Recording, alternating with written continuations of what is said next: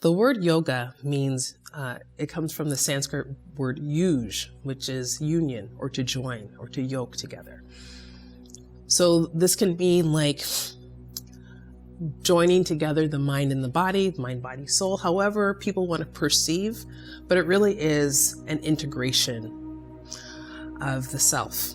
And it doesn't end itself with the self, it's the integration of the self with the whole.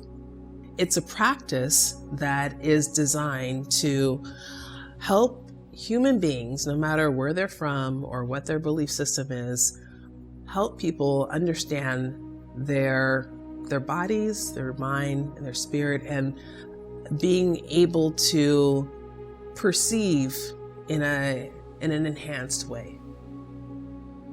There's actually 8 limbs of yoga, and the postures that you see in like fitness classes and, you know, in the yoga journal, like that's one of the 8 limbs. That's asana, right? There's also breath. There's also drawing one's attention to a certain focal point for a period of time. And as you lengthen the time, those are other limbs. There's also yamas and niyamas. These are actual practices and how we perceive ourselves and how we relate to ourselves. And there's also principles about how we relate to others. Things like not stealing. A way to relate to ourselves is santosha, which is contentment. So there's all of these different layers that you can dive into when it comes to yoga. But people will say it's yoga practitioners will say that it's a practice. It is a lifestyle. It is a way of relating to yourself and others. Some would even say it's a technology, because practicing over time changes things. It changes the way that people think. It changes the way that people relate emotionally to situations. It changes the way that people relate to their bodies.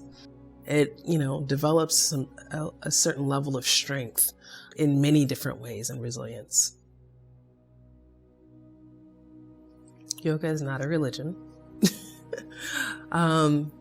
Yoga is not simply a form of exercise, right? It's not somebody may enter into a yoga practice because, it's yoga for back pain, or it's yoga for getting a nice rear end, or whatever, for physique attainment. But that's not what it's for. I mean, it can be used for a lot of different reasons. Yoga, I think the biggest thing is yoga is not a religion. It's a way of living and relating to others. And it's not pure exercise.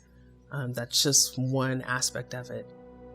I think it's really important to not narrow yoga to such a narrow frame that it's hard to find all of the other layers of beauty of the practice.